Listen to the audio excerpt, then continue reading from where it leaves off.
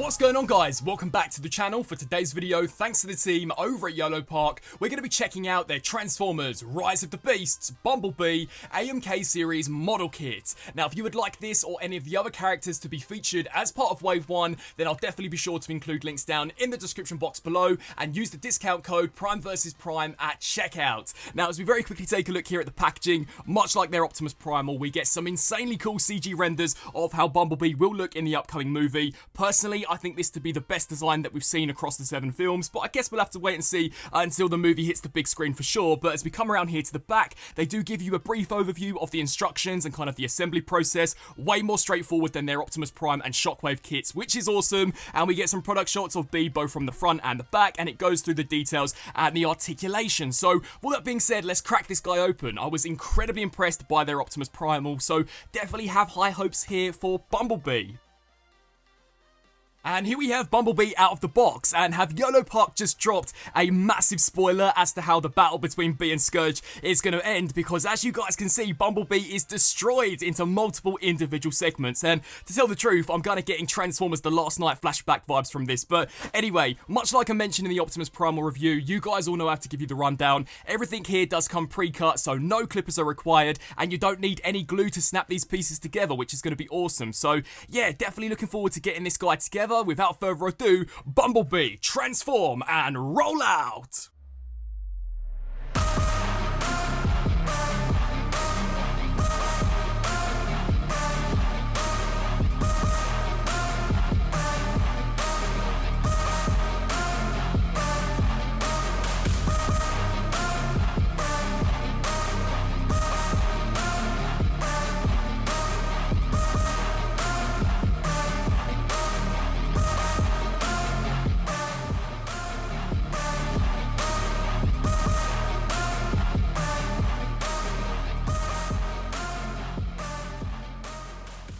And bang! Here we have the Rise of the Beast Bumblebee fully assembled, or I guess I should say, transformed into his robot mode. And I think these AMK series figures have finally made me realise just exactly what a non-transforming Transformers action figure line should be. Because if you're going to remove the whole transformation element, you got to be sure to make that robot mode as accurate as it possibly can be and give us articulation, which you just wouldn't get with a transforming figure. And I think these figures do that, because in my opinion, they absolutely decimate some of the officially licensed Hasbro Transformers RED figures, and in particular would be in terms of the build material. I mean, this guy is a model kit, but the plastic absolutely destroys anything which has been put out by that Transformers RED line. But anyways, we get stuck into the details here of this Bumblebee. I mean, look at the sculpt work. He does just look so awesome. To kind of go back to my earlier point, I do think his look for this new film is the best we've seen across the 7 movies. It kind of takes elements from the Solo film and then whacks that with the 2007 Camaro design, and it just creates for such a badass look for Bee. I mean,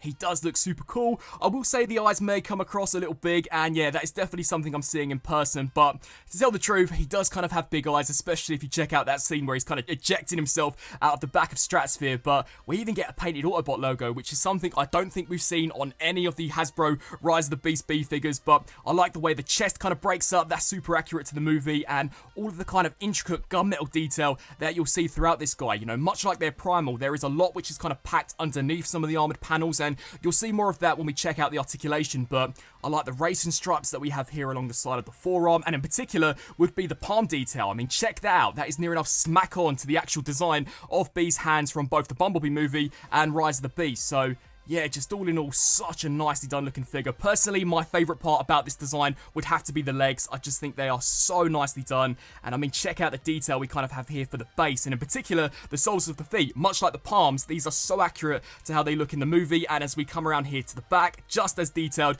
as the front. So you get various different kind of shocks and pistons plugging into the Camaro armoured panels. And I love the endoskeleton spine that we have going all the way up the back of Bee. And we do get those classic Michael Bay Camaro door wings, which I'm so glad to see make a return here for Rise of the Beast.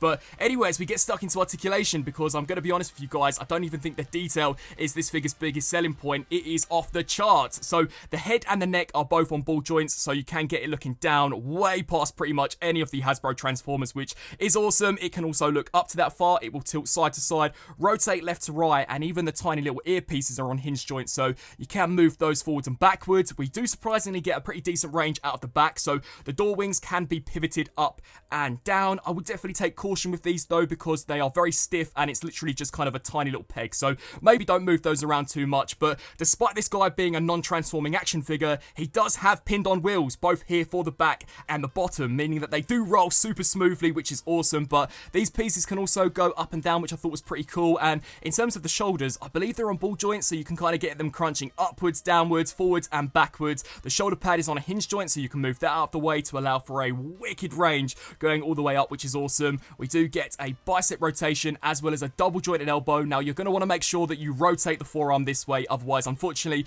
a few pieces may bang into one another. But bang, look at that. That is such a sick range of motion, and the hands are on ball joints, so they'll move around in any way that you'd like. And in terms of the torso articulation, this too is awesome. So the headlights are on ball joints. We'll be honest, they are a little stiff to kind of move around, but you can definitely kind of hinge them upwards or hinge them downwards. But if we use both the mid-cut and the waist joint, it does allow for a pretty sick bend forwards and a decent range going backwards. And of course, you can kind of get it going all the way around, which is awesome. The waist will rotate the full 360, which I thought was pretty cool. And in terms of the hips, these are awesome. So if we take the thigh panels and hinge these out to the sides, just so they're not kind of banging into the torso, it does allow B to get a sick high kick, which is awesome. And the range of motion going backwards is actually even better. So yeah, that is super impressive. Again, if we hinge these out to the sides, it does allow for a pretty decent kick going out to the side. I mean, pretty decent is an understatement, because that is awesome. There is a thigh rotation, which is pretty stiff, but definitely will move. And personally, I think Bumblebee has some of the best design knees across the entire first wave. So